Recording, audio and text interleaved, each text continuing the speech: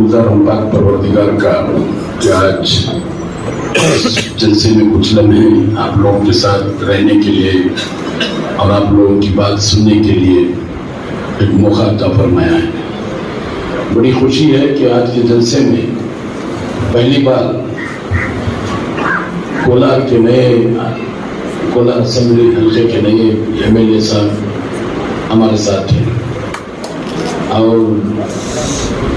ये पहला मौका है कि कोलार के हालात क्या हैं, कोलार खासकर तालीमी एतबार से किस कदर आगे है और किस कदर पीछे है, ये बताने का एक मौका मिला है। मैं आप लोगों से ये कहना चाहूँगा कि वक्त एक मौका है, एक अपॉर्चुनिटी है। अगर वक्त निकल जाए तो फिर हाथ मलते रहना पड़ेगा। एक ऐसा सुनहरा मौका है कि आपकी आवाज़, आप जहाँ कोलार में हो, चाहे कहीं भी हो कर्नाटक के स्टेट के अंदर, आज आपकी आवाज़ सुनने के लिए कर्नाटक राज्य की हुकूमत है। आपकी आवाज़ हुकूमत तक पहुँच सकती है और ऐसा मौका हमने पिछले 5 साल में देखा कि बड़ी मजबूरी थी, बहुत नुकसान हुआ। बड़े सब्र के साथ हम लोग उस माहौल को भी सब्र के साथ हमने बड़ी सुलझे हुए तरीके से उस तकालुफात का भी बर्दाश्त करते हुए वक्त को निकाला है। अब ये वक्त मैं आप लोगों से अपील करता हूँ कि इसमें गफलत ना बरतें, हर तरीके से फायदा उठाएं। और आपको एक अच्छा ऐसा MLA मिला है। मैं एक एग्जाम्पल आप लोगों को देना चाहता हूँ। ये जो लड़का पीछे खड़ा हुआ है उसका नाम मेहाज अहमद है, इनके वालिद का नाम आजम है। वो गरीब मतलब खानदान से, उनका मतलब कौन सा काम करते थे तुम्हारे वालिद? क्या काम करते थे? सरकारी का दुकान सरकारी का दुकान अच्छा, तरकारी का दुकान था, यूनिटी व्यापार। ये हमारे बाबू साहब के मोहल्ले में रहा करते थे, बाबू काउंसलर साहब के मोहल्ले में रहा करते थे। उसके बाद इंतकाल के बाद घर में मतलब रेंट देने के वास्ते पैसा नहीं था, किराया देने का पैसा नहीं था, तो उनके मामू के घर को शिफ्ट हो गए। मामू का घर असलन काउंसलर के घर के उनके एरिया में, शहीद नगर में। तो ये जब इलेक्शन कैंपेन चल रहा था तो उस वक्त ये लड़का इनकी कैंपेन में जब जाते हैं तो इनके पीछे दौड़ कर आता था। ये मंजूर साहब इसको 2-3 बार उसकी नजर वो लड़के पर पड़ी, तो फिर उसको बुलाकर उन्होंने पूछा कि भाई तू मेरे पीछे क्यों भाग कर आ रहा है, क्या वजह है? तो उसने बताया कि मैं आपकी मीटिंग में आना चाहता हूँ और आपकी बातों को सुनना चाहता हूँ, इसलिए मैं आपके पीछे भाग कर आ रहा था। मुझे नहीं मालूम अल्लाह को क्या मंजूर था, वो बात इनके दिल पर उतर गई। उसी लम्हे से इस लड़के को अपने साथ में रखना शुरू कर दिया। उसी लम्हे से उस लड़के को अपने साथ रखना शुरू कर दिया, उसको उसकी देखभाली करना। फिर दूसरे तीसरे दिन उसके घर पे गए, इनके वालिदा से मिले, उनकी बहन से मिले, उनके भाई से मिले, उनके दूसरे रिश्तेदारों से मिले और उनसे वादा किया कि भाई आज से ये लड़के की जिम्मेदारी मेरी है और मैं इस लड़के को पढ़ाऊंगा, इस लड़के को हर तरीके से इसकी जिम्मेदारी मेरी है। तो मैं आप लोगों के सामने बड़ी खुशी के साथ कहता हूँ कि उन्होंने DDPI से भी बुलाया, बात करके उसको एजुकेशन का भी इंतज़ाम करने की कोशिश की। उसके साथ साथ ये बहुत बड़ी बात आपके सामने मैं बताना चाहता हूँ कि हमारा एजाज को उनका कौन सा कारपेटर हुआ, वो शहींशाह नगर नहीं, महालक्ष्मी लेआउट के पास ये घर 50 पर 5 लाख रुपए की कीमत में घर खरीद कर अब वो घर की लगभग 15 लाख रुपए सरमाया लगाकर उस घर को मतलब फर्निशिंग वगैरह करके वो घर उनकी फैमिली को देने के वास्ते फैसला किया है। तो भाई ये हो सकता है कि भाई अल्लाह ताला ने उनको हिदायत दिया होगा, ये हो सकता है कि भाई इस बच्चे की नसीब या इस बच्चे की फैमिली की नसीब, खानदान की नसीब अच्छी होगी, मगर नजर पड़ी तो उनके दिल में एक ख्वाहिश है कि इस बच्चे को कुछ करना है। तो मैं इसलिए ये कह रहा हूँ कि एक आदमी, इसके बारे में आप लोगों ने काफी सुना होगा, मुल्बागल में 5 साल एमएलए रहे, 5 साल एमएलए न रहने के बावजूद भी बहुत सारे काम मुल्बागल में भी हुए। तो मुझे नहीं मालूम कि कतुर मंजूर की नजर आप लोगों के पास सही तरीके से पड़ रही है या आप लोग कतुर मंजूर से सही तरीके से अप्रोच कर रहे हैं। तो जब तक आप लोग इनके साथ एक नाता कायम करेंगे तो हर तरीके के काम होने के वास्ते, अभी आपके सामने उन्होंने ही कहा कि मैं रहमत नगर अक्सा मस्जिद के पास गया था, वहाँ पर एक जगह लोगों ने बताया कि भाई इस जगह पर हॉस्पिटल बनने के लिए ये जगह मस्जिद की है, इसमें बन सकते हैं। तो उन्होंने देखा कि बाजू में, तो उन्होंने कहा कि भाई इसको खरीद लो, मैं पैसा दूंगा, बड़ी हॉस्पिटल बनेगी। तो ये सब जो है, जब तक आप लोग अप्रोच नहीं करते, जब तक आप लोग मान जाकर बैठकर बात नहीं कर सकते। और हमारे में ये है कि भाई हमने फोन किया, फोन नहीं उठाया, वहां से बात खत्म नहीं होती। तो आपको मालूम होना चाहिए कि भाई ये एमएलए की जिम्मेदारी बहुत बड़ी जिम्मेदारी होती है, और वो कहाँ, और आपका सिर्फ ये मत समझना कि भाई जिम्मेदारी सिर्फ कोलर के हद तक है। नरसापुर, वेमगल, बकलेरी, जितने इलाके हैं, ये कैंप से ये कैंप 50, 60, 70 किलोमीटर की दूरी होती है। तो वो पूरा इलाका, पूरे लोगों की जिम्मेदारी इनकी होती है। अगर एक बार फोन नहीं उठाए, 2 बार नहीं उठाए, तो जाके कोशिश करके मिला करो, बैठो, बात करो, आपका हक बनता है, आप पूछो, आप ये एहसास से कमतरी से बाहर निकलो और सोचो कि भाई ये हमारा हक है, एमएलए हमारा है, एमएलए को हमको मिलना है, और एमएलए के सामने हमारे जो भी मसले मसाइल हैं उसको रखना है और उसको हल करवाना है। ये तरीके से अगर आप जाकर अप्रोच करेंगे तो मैं समझता हूँ कि यहाँ पर एजुकेशन में भी बहुत सारा काम होगा, खासकर हेल्थ में भी बहुत सारा काम होगा, और एम्प्लॉयमेंट में भी बहुत सारा काम होगा। ये सब करवाने की ख्वाहिश। अब अभी आपको मैं ये भी बताना चाहूँगा, ये जो बीड़ी मजदूर और ऑटो रिक्शा ड्राइवर्स का एक तकरीबन 19 एकड़ जमीन यहाँ पर अलाट की गई थी। तो वो अलाट होने के बाद तकरीबन 5-6 साल से उसमें कुछ कार्रवाई नहीं हुई। अभी उसकी कार्रवाई एमएलए बनने के बाद Rajiv Gandhi housing association, housing से लोग, कॉर्पोरेशन से लोग आए, सर्वे हुआ। अब मतलब डीसी से भी बातचीत हुई, कतुर मंजूर साहब से भी बातचीत हुई। अब वो जितने लोगों को 305 लोगों को वहां पर साइट देने का था, अब वो 305 लोगों को साइट भी दी जाएगी। और उसके साथ साथ कतुर मंजूर के साथ के पास जो हमारे यहाँ के जो डिस्ट्रिक्ट मिनिस्टर है जनाब सुरेश, बैती सुरेश, उन्होंने कहा है कि भाई एक 20 एकड़, 25 एकड़, 30 एकड़ जमीन का इंतजाम करके दो, मैं यहाँ पर एक हाउसिंग कॉम्प्लेक्स बनवाऊंगा। 10,000 घर बनाने के वाले मैं तैयार हूँ, 5,000 घर बनाने के वाले से तैयार हूँ। तो वो भी कोशिश अब जारी है।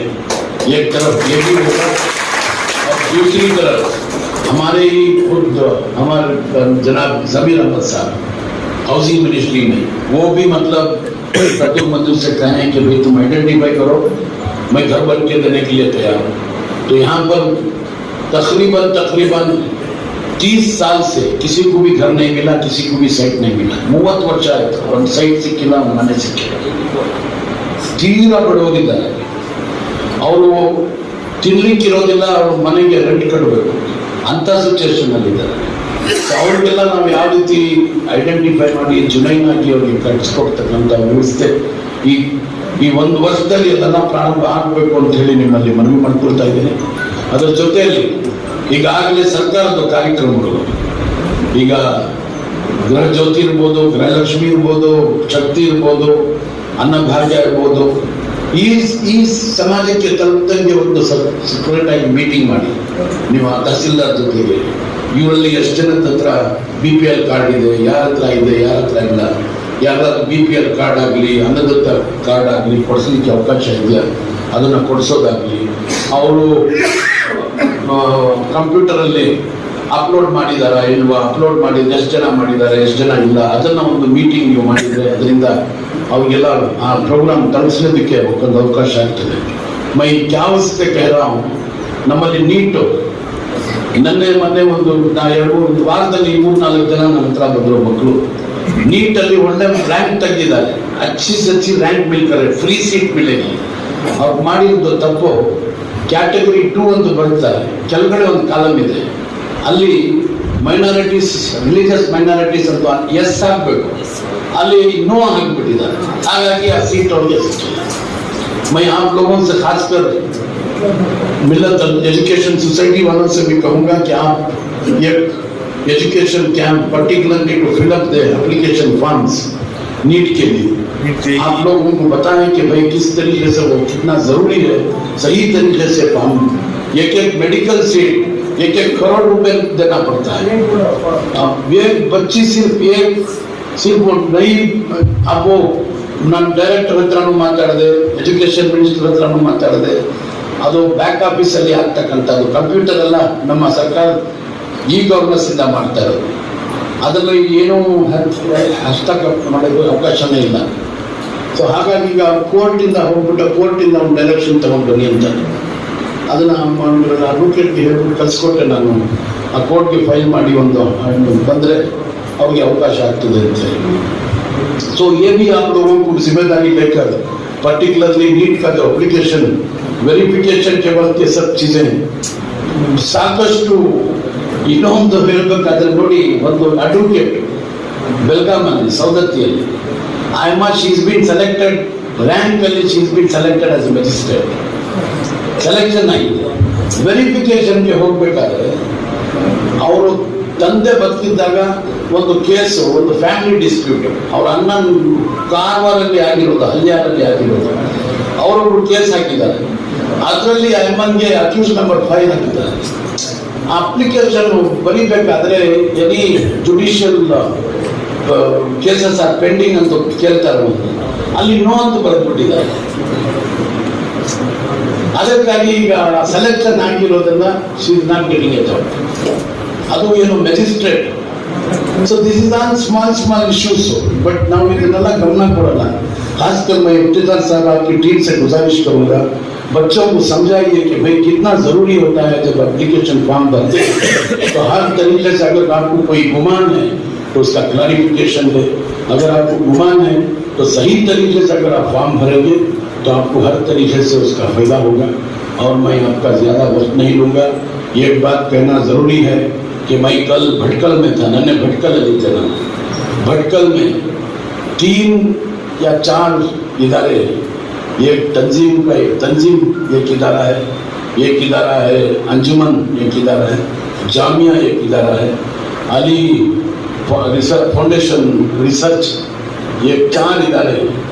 आप लोगों को सुनकर यहाँ पर जी इस रोड पर अली स्कूल जो है, ये स्कूल की फ्रेंचाइजी है भटकल की. आप लोगों को सुनकर शॉक होगा कि तकरीबन 120 फ्रेंचाइजी है उनके, और 1,20,000 बच्चे पढ़ रहे हैं. 1,20,000 बच्चे पढ़ रहे हैं. तो मैं गया था वहाँ पर, अपने बिल्कुल उनको मतलब अल्लाह ताला और उनको ताकत दे और हयाती दे. मौलाना इलियास साहब, एक तरफ जब बच्चा स्कूल में जमता है, फर्स्ट स्टैंडर्ड से जब बाहर यूसी पढ़कर बाहर निकलता है, तो वो हाफिज भी बनता है और मौलवी भी बनता है और पीयूसी भी पास होता है. इस तरीके के इंतजाम. फिर वहां से निकलकर मैं दरगाह में गया, दरगाह की कमेटी वाला सेमिनार, दरगाह कमेटी में 30 स्कूल में कितने 30 स्कूल चला रहे, 8,000 बच्चे हैं. तो ये सब हम लोगों को सीखना होगा. अब हमारे पास यहाँ पर भी दरगाह है, यहाँ पर भी अंजुमन है, हम यहाँ पर भी इदारे हैं। हम लोगों को भी सोचना होगा कि किस तरीके से हम कर सकते हैं, किस तरीके से हम आगे आ सकते हैं, किस तरीके से लोगों को तालीम पहुँचा सकते हैं, लोगों को मतलब किस तरीके से और आगे ला सकते हैं। और हम लोगों को ये एहसास कमतरी से बाहर निकलना होगा और हुकूमत से हर तरीके का आप लोगों को सपोर्ट रहेगा। अब देखो, पहले प्री मैट्रिक स्कॉलरशिप नहीं थी, अब प्री मैट्रिक स्कॉलरशिप तकरीबन 7 लाख बच्चों को मिल रही है, 7 लाख बच्चों को मिल रही है।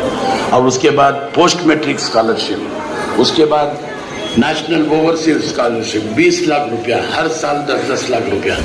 उसके बाद PhD, एडवोकेट, जो भी है हर आदमी के लिए, इंजीनियरिंग कॉलेज के लिए और मेडिकल कॉलेज के लिए हर तरीके से इस बार जो पहले जो प्रोग्राम्स थे 2013 से 2018 तक जब सिद्धरामैया साहब चीफ मिनिस्टर थे, उस वक्त जो स्कीम्स थे वो सारे स्कीम फिर अब लागू हो रहे हैं। तो इसका भरपूर आप लोगों को फायदा उठाना होगा। बच्चों को मतलब खासकर ये जो इंजीनियरिंग कॉलेज, PhD, LLB जो भी कोर्सेस है उसमें गवर्नमेंट से भी जो भी स्कॉलरशिप मिलनी चाहिए वो बिल्कुल मिलेगी। और इंशाअल्लाह आप लोगों को तालीमी मैदान में आगे आने के लिए हर तरीके का जो भी सपोर्ट चाहिए वो सपोर्ट हम देने के लिए तैयार हैं। और मैं आप लोगों से ये भी गुजारिश करूँगा कि जल्द से जल्द यहाँ के जितने भी मसले मसाइल हैं उसको हल करने की कोशिश करें। जब तक हुकूमत रहेगी मैं समझता हूँ कि आपकी आवाज़ सुनी जाएगी और आपके जितने भी मसले मसाइल हैं उसको सब जल्द से जल्द कोशिश करके उसके हल को निकालने की कोशिश करें। बस इन चंद अल्फाज के साथ मैं एक बार फिर कपूर मंजुनाथ साहब से गुजारिश करूँगा, दयविಟ್ಟು ನಮ್ಮವ್ರ ಬಗ್ಗೆ ಸ್ವಲ್ಪ ಹೆಚ್ಚಾಗಿ ಟೈಮ್ ಕೊಟ್ಟು ಸಾಕಷ್ಟು ಸಮಸ್ಯೆಗಳು ಇವತ್ತಿನ ದಿವಸ ನಮ್ಮಲ್ಲಿ ಹೇಳಬೇಕಾದ್ರೆ ದ ಲೋಯೆಸ್ಟ್ ಲಿಟ್ರಸಿ ರೇಟ್ ಯಾವುದಾದ್ರೂ ಒಂದು ಸಮಾಜದಲ್ಲಿ ಇದೆ ಅಂತ ಹೇಳಿದರೆ, ಯಾವುದಾದ್ರು ಒಂದು ವರ್ಗದಲ್ಲಿ ಇದೆ ಅಂತ ಹೇಳಿದರೆ ಅದು SC ST ಇಲ್ಲ, ಅದು ಬ್ಯಾಕ್ವರ್ಡ್ ಕ್ಲಾಸಸ್ ಇಲ್ಲ, ಅದು ಬರೀ minorities. Lowest literacy rate, highest dropouts ಯಾವುದಾದ್ರೂ ಒಂದು ವರ್ಗದಲ್ಲಿ ಇದ್ರೆ, ಸಮಾಜದಲ್ಲಿ ಇದೆ ಅಂತ ಹೇಳಿದರೆ ಅದು ಅಗೇನ್ ಮೈನಾರಿಟೀಸ್ ಅಲ್ಲಿ ಇರ್ತಕ್ಕಂಥ. SC ST ನವರು ಭಾರಿ ಡೆವಲಪ್ ಆಗಿದ್ದಾರೆ, ನಮ್ಮಿಂದ ಡೆವಲಪ್ ಆಗಿದೆ, ನಾವು ಕಲಿಬೇಕು ಅವರಿಂದ. ಎಜುಕೇಶನ್ ಫೀಲ್ಡ್ ಅಲ್ಲಿ ಇರೋದು ಸತ್ಯ ಮಾತಾಡೋದು ಎಜುಕೇಶನ್ ಫೀಲ್ಡ್ ಅಲ್ಲಿ. ಸೊ ಹಾಗಾಗಿ ನೀವು ಇದ್ರ ಬಗ್ಗೆ ಪ್ರತ್ಯೇಕವಾಗಿ ಇವ್ರ ಜೊತೆಗೆ ಸ್ವಲ್ಪ ಕೂತ್ಕೊಂಡು ಚರ್ಚೆ ಮಾಡಿ ಯಾವ ರೀತಿ ನಾವು ಇವ್ರನ್ನೆಲ್ಲ ಝೀರೋ ಡ್ರಾಪ್ ಔಟ್ ಆಗಬೇಕು, ಆ ರೀತಿ ನಾವು ಏನು ಮಾಡ್ಲಿಕ್ಕೆ ಆಗ್ತದೆ, ಅವ್ರಿಗೆ ಏನು ವ್ಯವಸ್ಥೆ ಮಾಡ್ಲಿಕ್ಕೆ ಆಗ್ತದೆ ಅದ್ರ ಬಗ್ಗೆನೂ ಚರ್ಚೆ ಮಾಡಬೇಕು. ಅದನ್ನು ತಾವು ಸ್ವಲ್ಪ ಪ್ರತ್ಯೇಕವಾಗಿ ಸಮಾಜಕ್ಕೆ ತಮ್ಮ ಗಮನ ಇರಬೇಕು ಅಂತ ನಿಮ್ಮಲ್ಲಿ ಕೇಳಿಕೊಂಡು ಕರೆಸಿ ಮಾತನಾಡೋದಕ್ಕಾಗಿ ಅವಕಾಶ ಕೊಟ್ಟಿದ್ದಕ್ಕಾಗಿ ತಮ್ಮೆಲ್ಲರಿಗೂ ಅಭಿಮಾನದ ಅಭಿನಂದನೆ ಸಲ್ಲಿಸಿ ಮಾತು ಮುಗಿಸ್ತಾ ಇದ್ದೀನಿ. ಜೈ ಹಿಂದ್.